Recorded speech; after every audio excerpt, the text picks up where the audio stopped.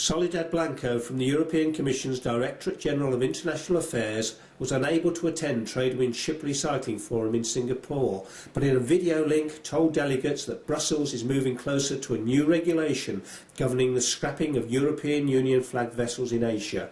She says the new regulation will shift a significant part of the business to greener yards and bridge the gap until a new IMO convention, strongly supported by the EU, enters into force. The Commission remains fully committed to make the recycling of EU ships sustainable, and this globally. Our current legislation, as you know, has been circumvented in the past and may be circumvented again in the future. And this is the reason why we have to admit it is not adapted to the technical, legal and economical realities of shipping and ship recycling. As a result, our large commercial ships continue to be recycled too often in unsafe and unsound facilities. Workers are still injured and killed, and the environment is heavily polluted by hazardous substances. We can change this pattern today. The Commission is going to propose a ship recycling regulation, and this anticipating the entry into force of the Hong Kong Convention for large commercial ships sailing under the flag of EU member states. The new regulation will be constructed around the key elements of the Hong Kong Convention, supplementing them with additional elements where this is necessary for effectiveness before the Hong Kong Convention enters itself into force.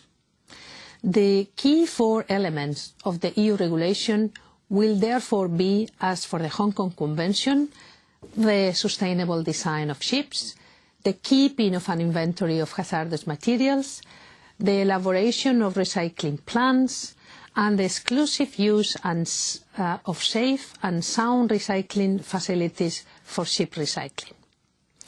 The criteria under which ship recycling facilities qualify as sustainable under the Hong Kong Convention will also be part of the regulation to be proposed by the European Commission. These proposals, after adoption by the Commission, will go for discussions in the Council of Ministers and in the European Parliament, and should be adopted definitely and will enter into force depending on the progress of the discussions in 2013 or 2014. Once this regulation is in force, as I said, 2013 or 2014, the European ship owners will have to establish and maintain inventories of hazardous materials and to send their ships only to safe and sound recycling facilities worldwide. This EU regulation will represent an anticipated transposition of the Hong Kong Convention.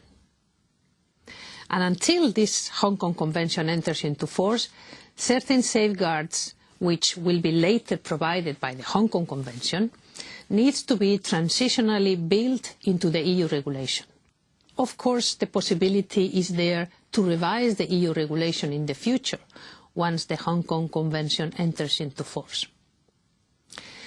Those facilities, ship recycling facilities, which have been recently upgraded up to sustainable recycling standards, or that are willing to invest in order to become sustainable, often located in Asia, will naturally profit from the rules of the Hong Kong Convention.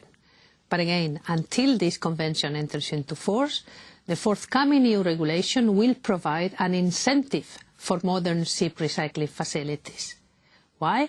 Because EU flagged ships, which make up nearly 1/5 of the global merchant fleet tonnage, will have to use these sustainable facilities. The EU regulation will shift a significant part of business to sustainable facilities.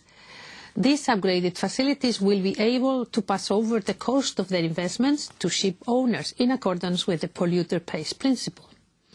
Let me reiterate that the EU has been and is a strong supporter of the Hong Kong Convention.